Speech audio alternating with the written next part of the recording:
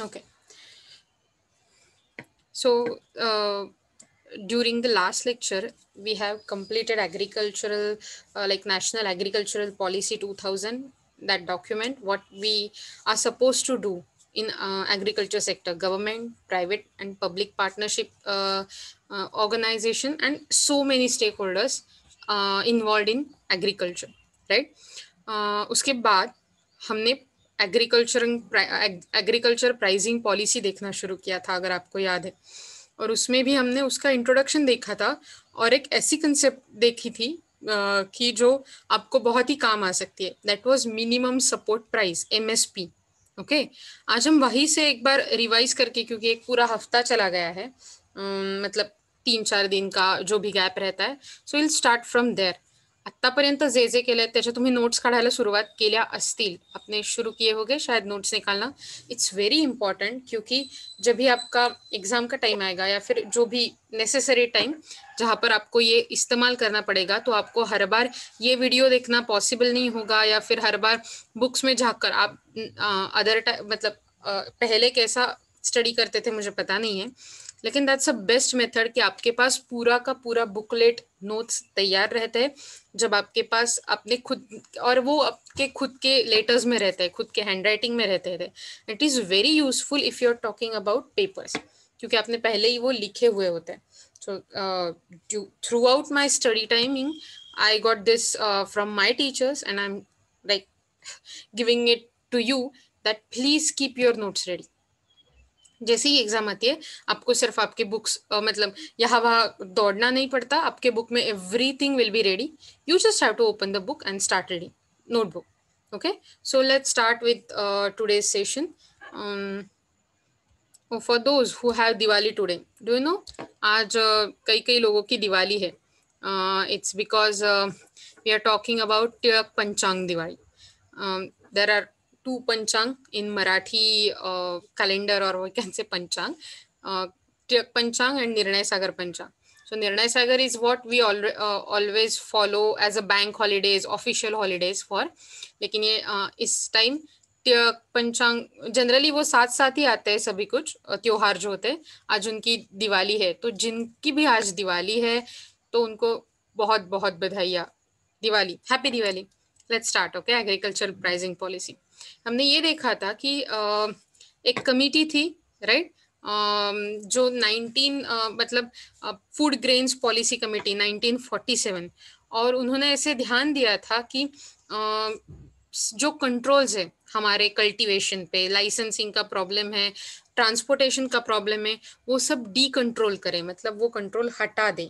Okay, लेकिन फिर हमें फूड सिक्योरिटी का प्रॉब्लम हुआ, और फिर से फूड की प्राइजेस, खाने की और बहुत सारे नेसेसिटी जो है उनकी प्राइजेस बढ़ने लगे, और उसकी वजह से 1957 में फूड ग्रेन्स इंक्वायरी कमेटी ने फिर से एक बार social controls over the wholesale trade of food grains ऐसे शुरू कर दिए। मतलब आप जो होलसेल ट्रेड कर रहे हो, जैसे जनरली मंडी में होता है, हमने देखा था मंडी क्या है, राइट, तो उन्होंने फिर से शुरू कर दिया।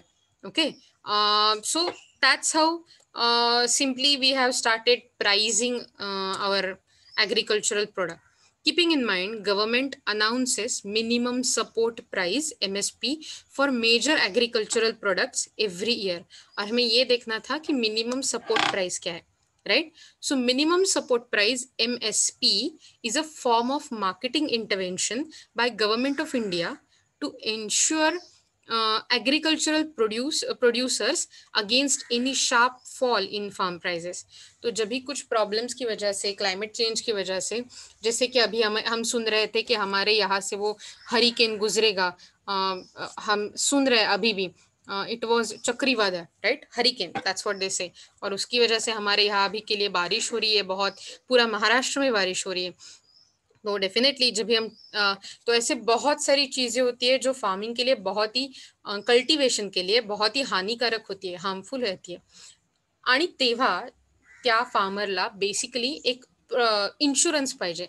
इन्शुरन्स मतलब LIC जैसा नहीं, एक ऐसा इंश्योरेंस की it's like assurance. Government assure करती है वो फार्मर को कि आपका जो क्रॉप होगा उसको ये मिनिमम सपोर्ट प्राइस में हम खरीदेंगे या फिर ये प्राइस होनी ही होनी है.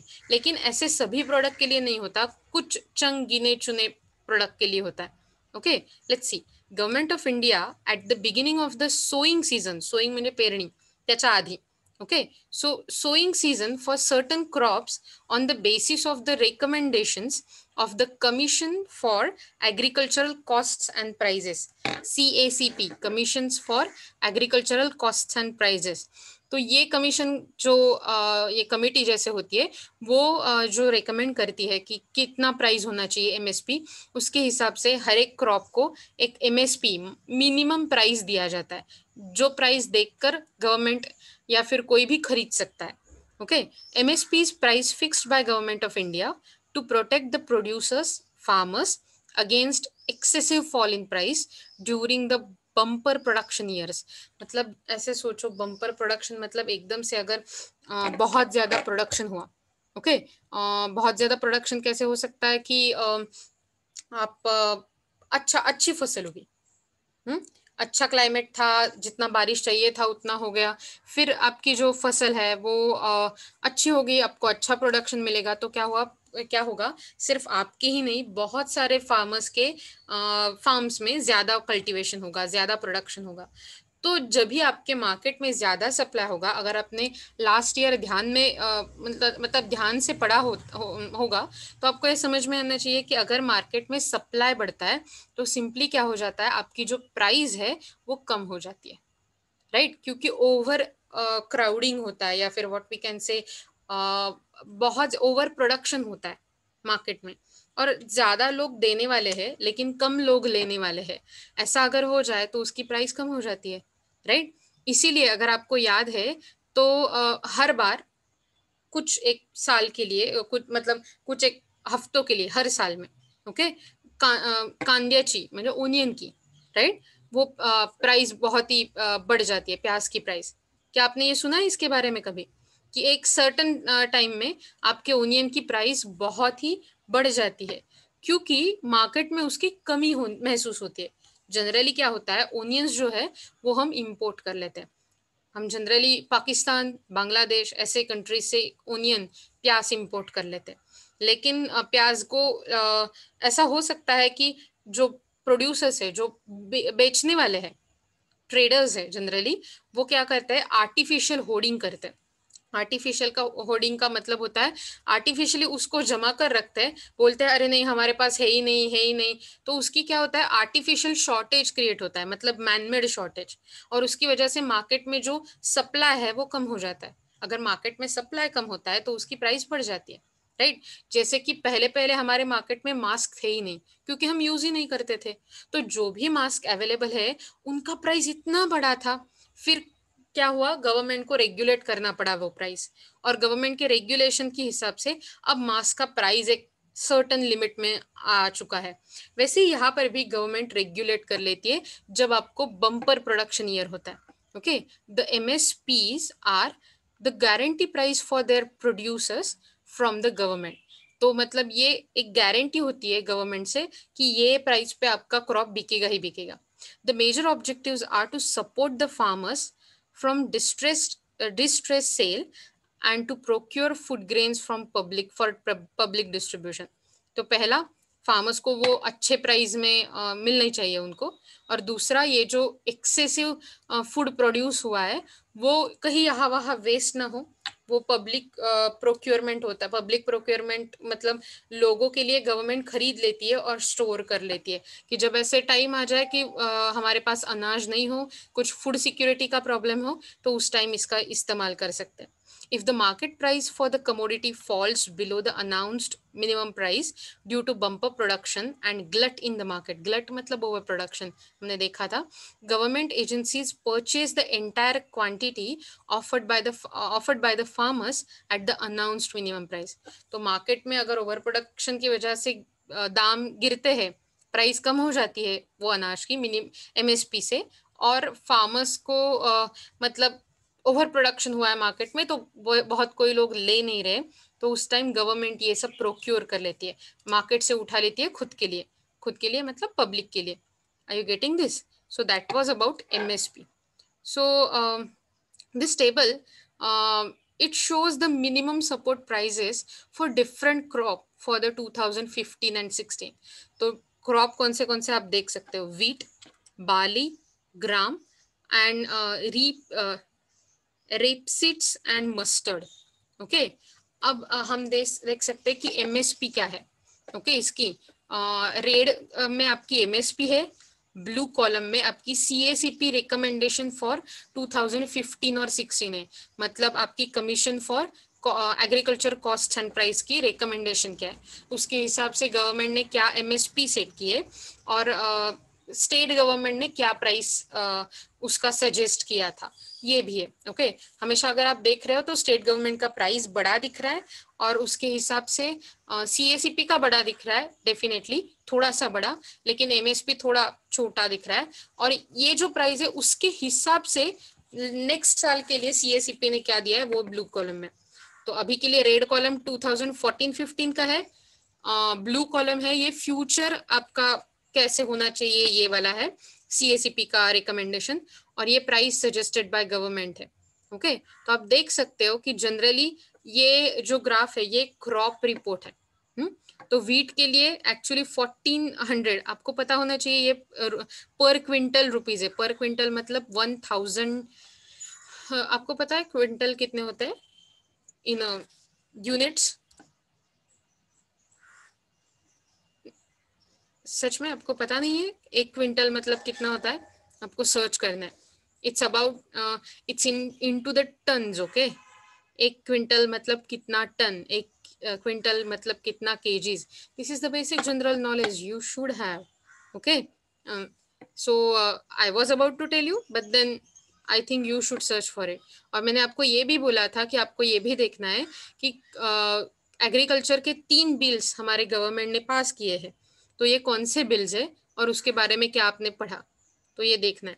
आप देख सकते हो कि मस्टर्ड जैसी चीजें जो बहुत कम दाम में हमें नॉट कम दाम, कम क्वांटिटी में लगती है हमें, उनका प्राइस बढ़ा है. लेकिन वीट, बार्ली, ये जो चीजें हैं जो हमारे डेली वेयर के लिए बहुत ज्यादा मायनों में लगती है, उनका प्राइस जनरली मिड लेवल पे है. ओके, तो इसका मतलब हम बोल सकते हैं कि जो भी नेसेसिटीज है उसके लिए हमें मतलब क्या बोल सकते हैं हम, उसके लिए हमें कम दाम is good for us. Okay, food security के लिए, फूड एक्वायरमेंट के लिए, क्योंकि ये हमारी नेसेसिटी है. Okay, let's see. Government provides food grains to the BPL families. BPL मतलब below poverty line families. Okay, government वो फूड ग्रेन प्रोवाइड करते हैं बीपीएल फॅमिलीज को through the public distribution system. आपल्याकडे कोणती पब्लिक डिस्ट्रीब्यूशन सिस्टम चालू है तुम्हाला माहिती है का? हमारे यहाँ कौन सी पब्लिक डिस्ट्रीब्यूशन सिस्टम रहती है? Anybody can you give me example ऐसे?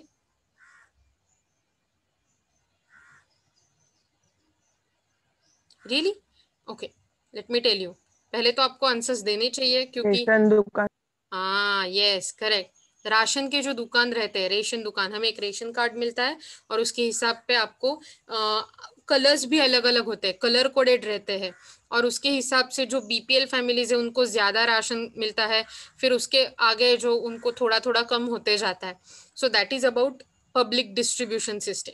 ये सब जो है आपका इस टाइम का जो इकोनॉमिक्स है, it it it's around you, ये आपके सबके आसपास होने वाला इकोनॉमिक्स है. Okay, these prices are fixed after consulting with the CACP.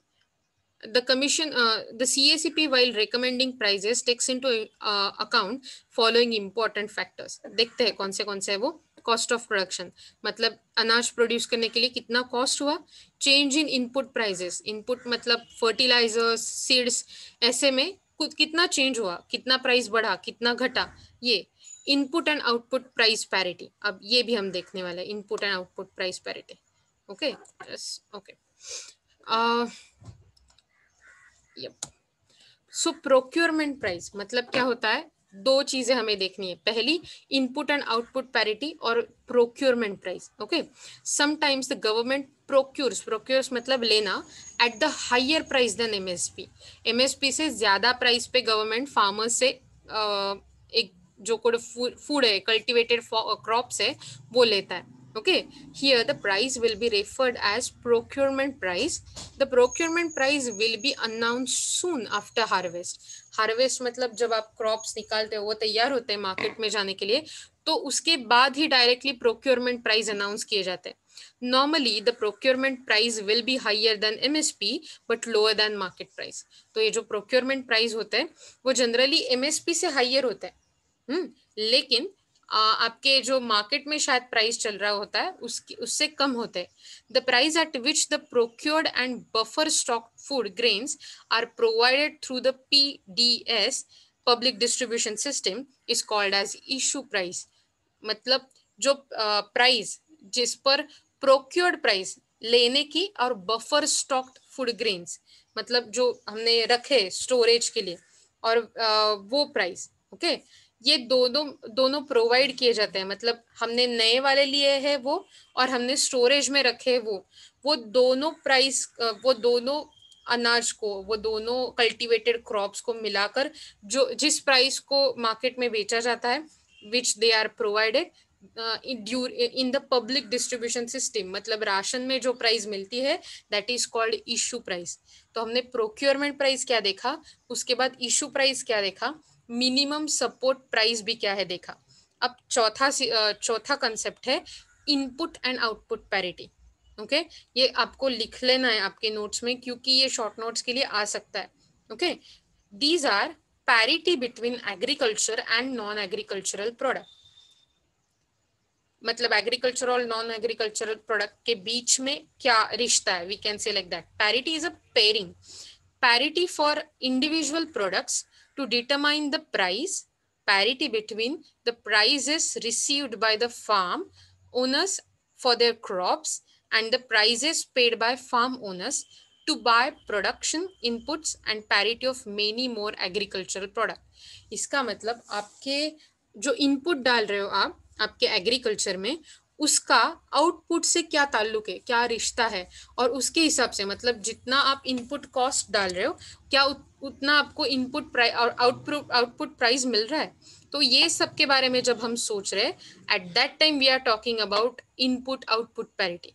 और ये दोनों के बारे में होता है agricultural product, non agricultural product as well. Okay, और इसके हिसाब से हमें आई थिंक कुछ देखने के लिए मिलेगा। मैंने यहाँ पर एक साइट डाल दी है, let's try to see that. Okay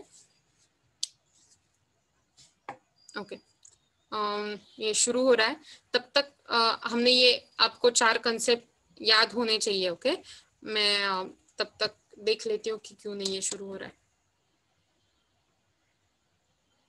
it might be the network connectivity issue. Yup,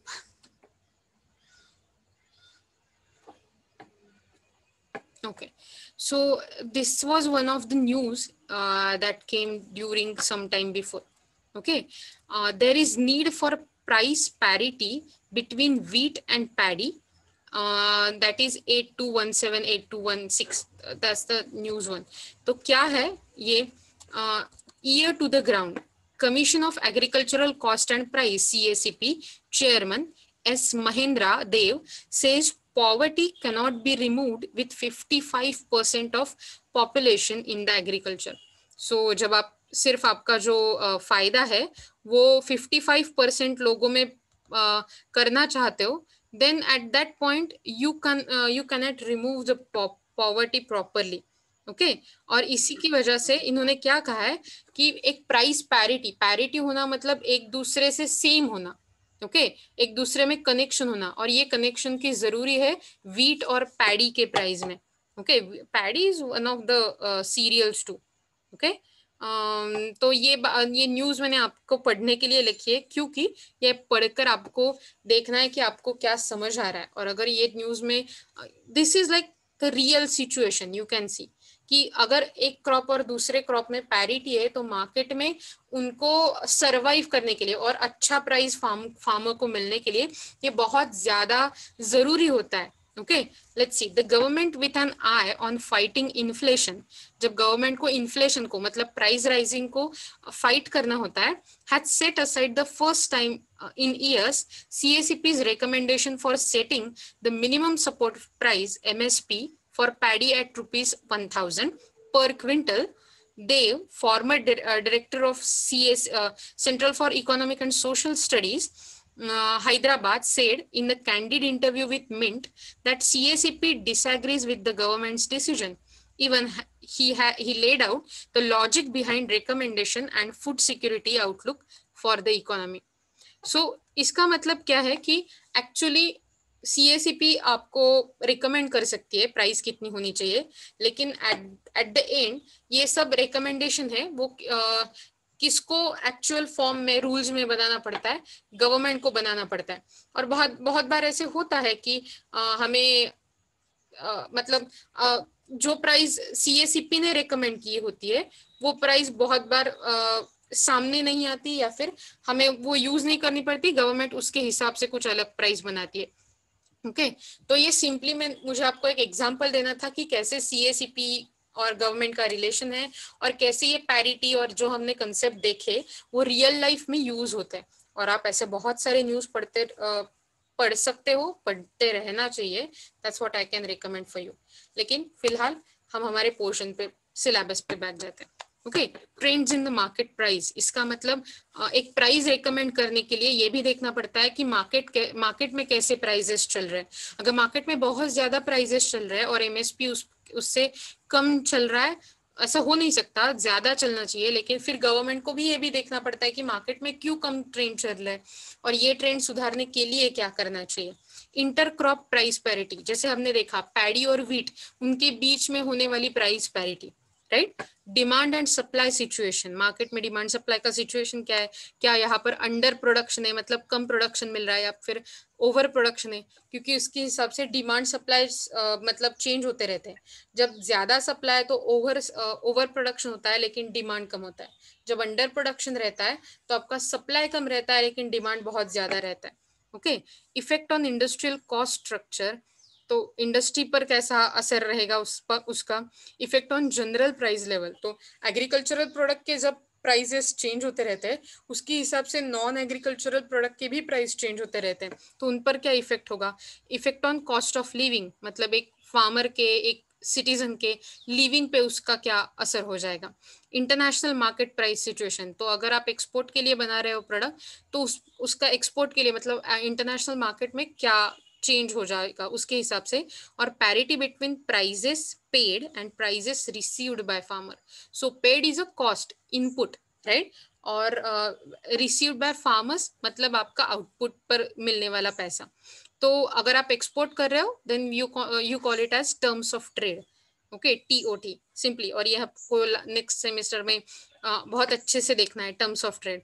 अभी के लिए जब आप इनपुट और आउटपुट का जब रिलेशन देखते हो तो उसे टर्म्स ऑफ ट्रेड बोलते हैं, ये समझ में रखना है.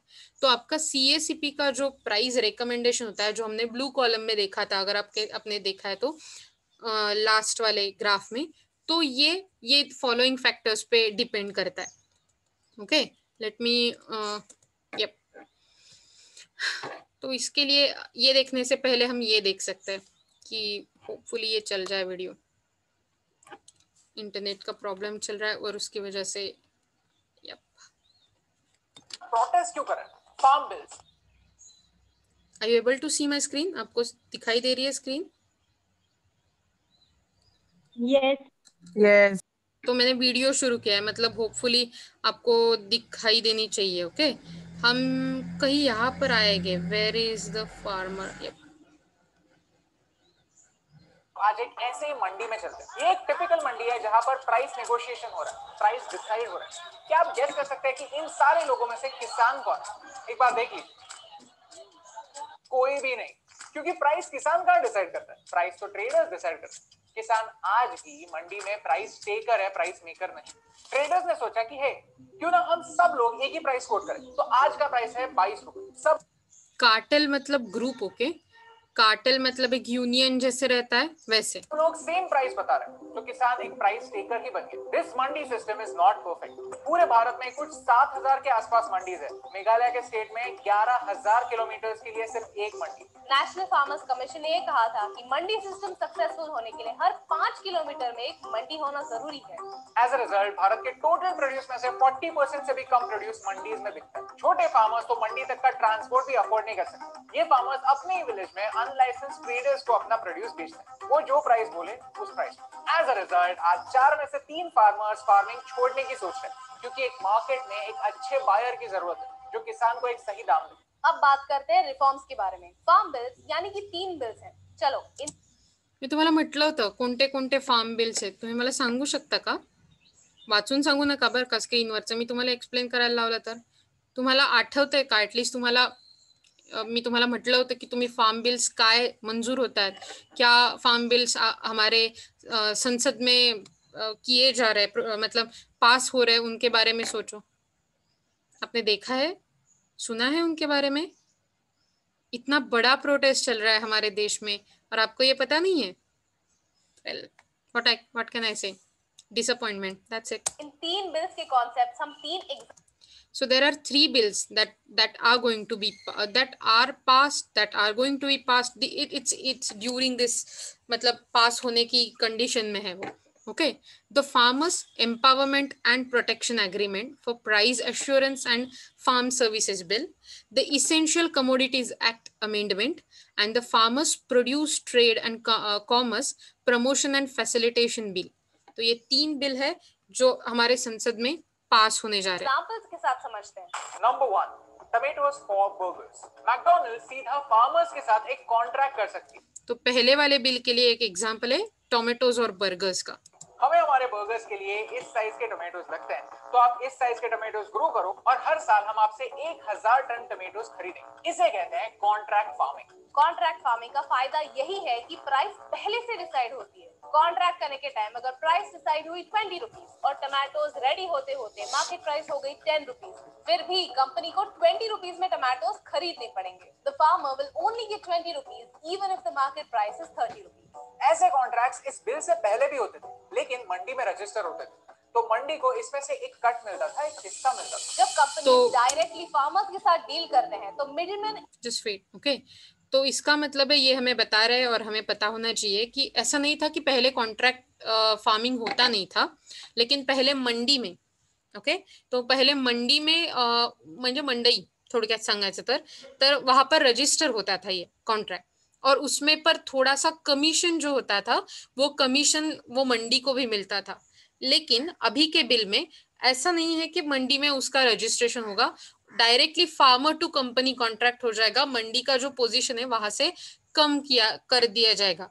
तो उसके ऊपर कुछ पॉजिटिव और निगेटिव पॉइंट्स है। ओके, जब कंपनीज डायरेक्टली फार्मर्स के साथ डील करते हैं तो मिडिलमैन एलिमिनेट हो जाते हैं और दोनों साइड का फायदा होता है। कुछ कॉन्ट्रैक्ट्स में फार्मर्स पैसे एडवांस में ले सकते हैं, तो उन्हें लोन नहीं लेना पड़ता। सुनने में तो अच्छा लगता है, लेकिन कोई भी कंपनी जिसे 1,000 टन टमेटोज चाहिए, वो छोटे छोटे फार्मर्स के साथ नेगोशिएट करने में, उनसे डील करने में टाइम वेस्ट नहीं करेगी। तो छोटे फार्मर्स के लिए ये ऐसी अपॉर्चुनिटी है जो उनके पहुंच से बाहर है। ओके, तो प्रोटेस्ट क्यों?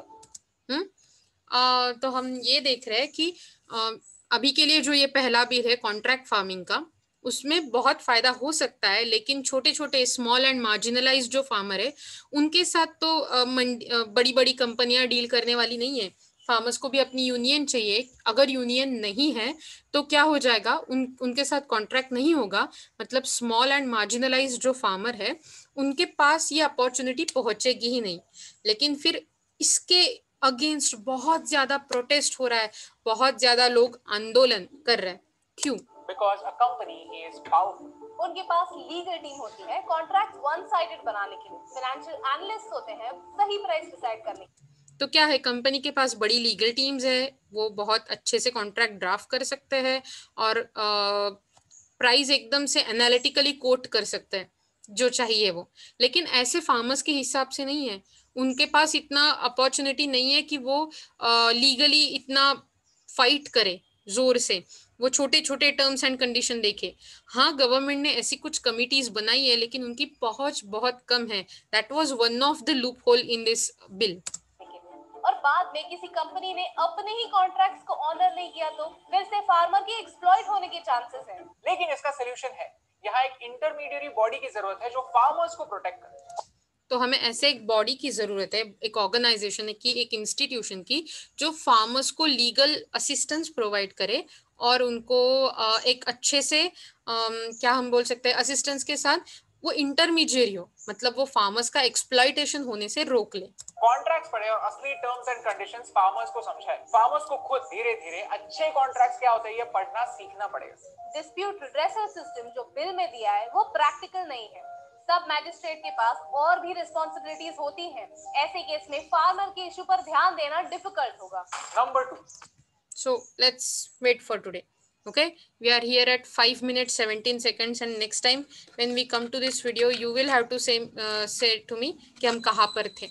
Okay, just a second. Yep. So हमने ये देखा कि फार्मर्स बिल कैसे चल रहा है और उसका हमें क्या फायदा होने वाला है या नहीं होने वाला है ये. Okay. Yep. So let's go ahead. तो what are the objectives of agriculture pricing policy? कौन से ऑब्जेक्टिव्स हैं? Okay, to meet the domestic consumption requirement of government which promotes balance increase in production. In the sense उनको जैसे ही हर बार अनाज की जो requirement है वो बढ़ती ही जाती है, तो वो जो बढ़ने वाली रिक्वायरमेंट है उसको प्रोवाइड करने के लिए गवर्नमेंट और फार्मर्स ट्राई ही करते हैं कि अपना प्रोडक्शन बढ़ाया जाए, लेकिन उसके हिसाब से ये डोमेस्टिक रिक्वायरमेंट जब एक दूसरे के मतलब फुलफिल होती है तो उसके साथ अच्छा प्राइसिंग लोगों को मतलब फार्मर्स को प्रोवाइड करना ये भी जरूरी है to provide price stability in the agriculture product. तो लास्ट ईयर अगर प्याज का भाव 1110 पर केजी था, आज एकदम से 10 रुपए केजी है, तो that is a huge gap, 100 rupees का गैप, और ऐसे होता है बहुत ज्यादा मार्केट में। तो ये सब कम करके वहां पर एक प्राइस स्टेबिलाईजेशन, प्राइस स्ट्रक्चर लाने की जरूरत है to meet the national targets by the planners.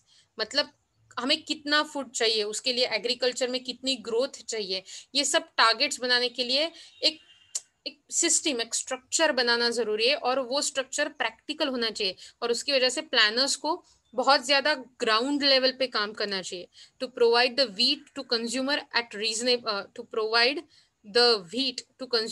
Reasonable price. तो व्हीट ये बहुत जरूरी होता है, हर एक स्टेट में व्हीट की बहुत ज्यादा रिक्वायरमेंट होती है, तो उसको भी एक मिनिमम प्राइस में सबके लिए देना है to provide raw material to the industries at reasonable prices.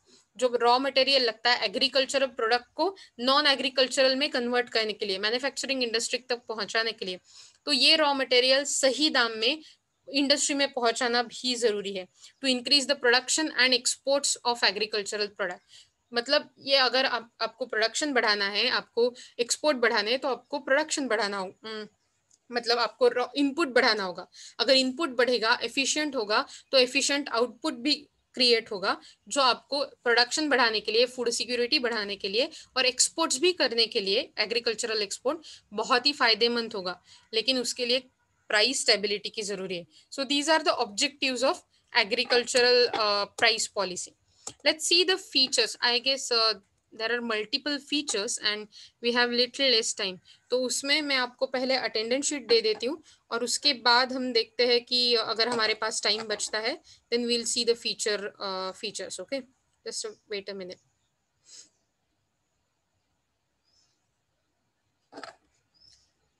Just a minute.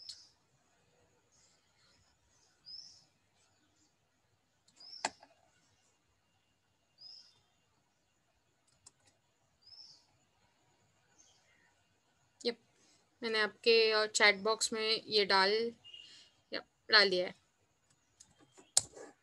C and please put your attendance. Okay, तो हम देख रहे थे कि जब हम बात कर रहे हैं एग्रीकल्चरल प्राइसिंग पॉलिसी की, so basically we are talking about increasing efficiency of every sector.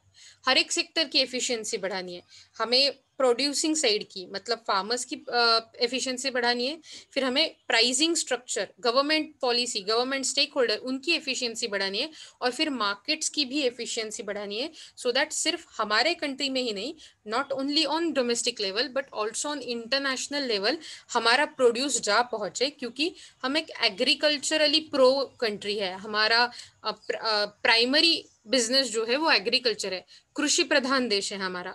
तो जब हम ध्यान दे रहे हैं तो हमें ये सब चीज़ों पे ध्यान देना चाहिए। So let's talk about features tomorrow in the next lecture, and today we'll take a break and we'll stop today. So for those who are not able to watch lecture और कुछ भी problem है, please ask me, and अगर कुछ भी होता है please watch the video. अगर उसमें भी कुछ नहीं समझ आ रहा है, please ask me, don't hesitate to ask, okay? So let's say bye bye to each other.